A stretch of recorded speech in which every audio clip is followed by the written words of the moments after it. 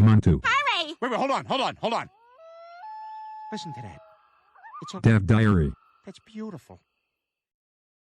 Developer Diary 216 has dropped, and again, it's another late one. We've stopped our usual 1 o'clock Central European time deliveries, and we now seem to be getting them at 6, which actually took me completely by surprise today. But let's dive in and have a look at this Dev Diary. The first thing they've got to say in this new Dev Diary today is that while they are very happy with the Necroids species pack, it set the bar a little high and they feel there are some missed opportunities with the other species pack.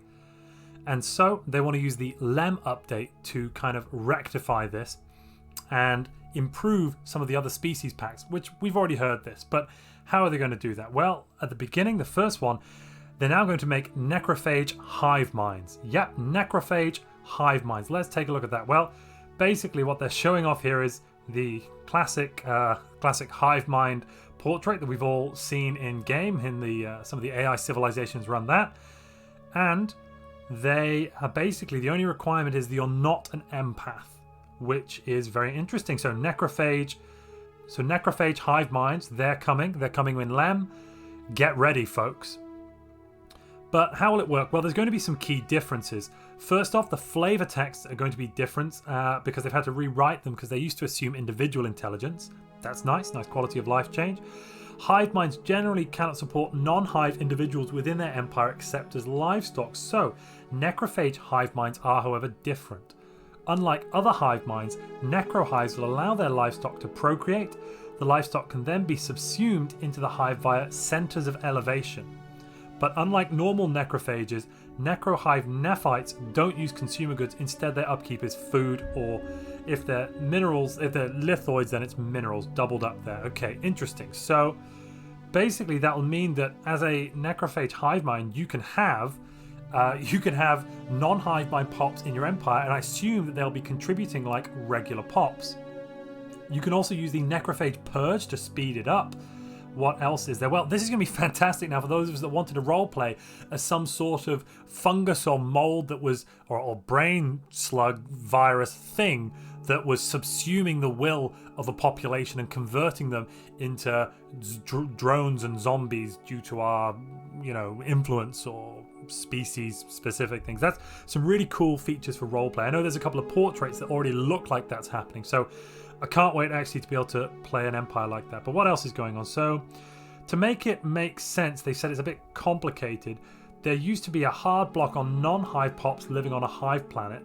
The planet would basically eat them in the end. The solution they've come up for is to allow necrohives specifically to bring their necrophytes there. And just as you can combine Fanatic Purifier with Necrophage, so too can you combine Devouring Swarm or Terravore with Necrophage. Okay, that's very interesting. I mean, that sounds very powerful. Some other general necrophage changes. So, it's not escaped their notice that necrophages are very strong. Well, thank goodness. A lot of things that make them cool and fun to play also make them very powerful, so it's a fine line to tread on. However, we've managed to come up with a set of changes that will bring them more in line with other starts while maintaining the spirit of the origin. Fantastic. This is something I think we really need, specifically in the multiplayer scene. Because Necrophage, it'd be nice to be able to run it without it being banned. Sometimes it's not banned, and when it's not, it's definitely very, very powerful. So, what are the changes? So, non-purging necrophages no longer start with 2 extra pops than other non-standard origins. Purging ones keep the extra pops because they are likely to lose a few pops through purging. Okay, interesting. The guaranteed primitive worlds may no longer contain primitives that have advanced beyond the Iron Age. Previous limit was the Stone Age, so that's less pops on these planets. Not much, but something, I guess, and will have more defensive armies than very early primitives usually have.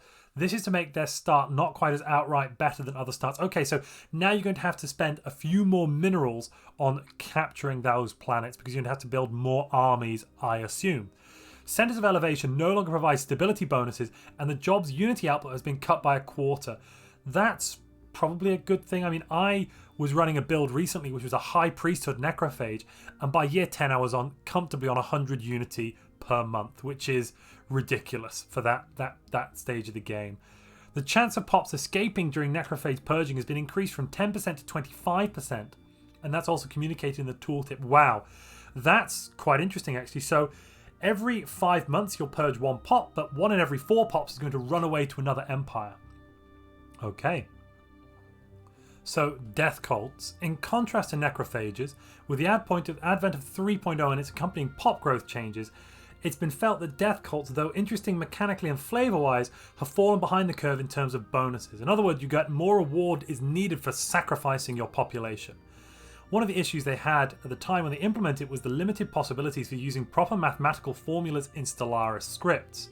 However, as they have hinted in previous dev diaries, that has been alleviated, and in fact they've gone considerably further than hinted. Lem will probably have a lot of positive surprises for modders. Oh wow. So okay, modders are going to have an issue now with the new update schedule, possibly. I mean, having a new update every 3 or 4 months, a free update that modders have to change and adapt to, is going to be difficult. But if it's easier to do the mods in the first place, then possibly it's going to work itself out in the end. I suppose we're going to have to see. So anyway, previously, when you chose to sacrifice your population, you'd gain a portion of that bonus as a fixed modifier, and another portion scaled by the raw number of pops you sacrificed. They're keeping that the same, but the key difference is the scale modifier is now scaled by the percentage of total number of pops you have sacrificed. Okay, interesting. The gist is going to be that they tend to get a lot better bonuses per pop you sacrifice, especially right early on in the beginning of the game. So it's going to be a function of the overall number of pops you have in your empire. Reanimated Armies, they're changing too. Changes have been made to them, and the fantasy of being able to reanimate corpses to fight for you is pretty cool. In practice, the impact of unlocking a new army type, which you had to research as a separate technology to unlock, was very underwhelming. Yes, I think I have to agree with that one. So what changes are they making? Dread encampments start from day 1. Wow, countries starting with this civic will have 1 on their starting planet. The encampment is generally more useful to have now. They also provide 2 necromancer jobs, up from 1. And necromancers now produce 6 each of society and physics research, up from 4. So actually, necromancers now produce as much research as a researcher. They don't produce any engineering, which, to be quite honest, is the best research type in the game to be getting, because that's where you've got, well, you know, that I covered that in other videos, but in my opinion that's the best one. But still, having said that, you're getting free defensive armies from them as well. Is there anything else you get? Possibly some unity? I can't remember. Building a dread encampment replaces your defense armies with undead defense armies, which are somewhat stronger. Wow, yeah, they do look a bit stronger, and they're not affected by morale. When you defeat any organic enemy in battle, you now have a 1 in 3 chance of resurrecting them to join your own forces, in effect immediately spawning an undead offensive army. Finally, if any empire with undead armies defeats the Void Spawn or Tianki Matriarch, they can resurrect them to fight in their own fleets. That's pretty cool. That's going to be very powerful actually in multiplayer if you could do that. I know that rushing the Tianki Matriarch for the ship you get after killing the Matriarch is a good thing, but if you not only get the Matriarch but also get the ship, but also you can reanimate the Matriarch, that is going to be really, really powerful. Wow. Well, it's definitely going to be worth sticking around and seeing how the Lem update does. That wraps it up for this developer diary. If you've enjoyed this video, please leave a like. If you've got any feedback for me, please leave a comment. And if you'd like to see more content like this, please subscribe.